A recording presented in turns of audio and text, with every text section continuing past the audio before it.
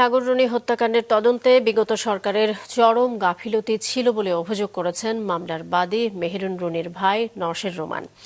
অতীতে উচ্চ পর্যায় থেকে তদন্তে বাধা দেয়া হয়েছে বলেও অভিযোগ করেছেন মামলার আইনজীবী শিশির মনির। সাগররুনি হত্যা মামলার অগ্রগতি নিয়ে সকালে হাইকোর্ট প্রাঙ্গণে সংবাদ সম্মেলনে একথা বলেন তারা। আইনজীবী জানান, হাইকোর্টের আদেশে গঠিত উচ্চ পর্যায়ের টাস্ক ফোর্স আগামী 4 এপ্রিলের মধ্যে মামলার তদন্তের সারসংক্ষেপ পেশ করবেন। এই কথা বলেছেন যে 50 বছরও এটা কিছু হবে না।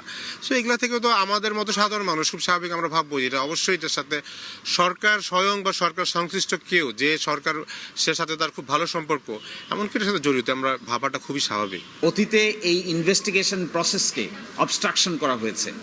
এই ইনভেস্টিগেশন প্রসেসকে সঠিকভাবে আইনি পদ্ধতিতে চলতে দেওয়া হয়নি। ফলে দক্ষ জনশক্তি এবং ইচ্ছার অভাবের কারণে সময় মতো তার তদন্ত সম্পন্ন করা যায়নি।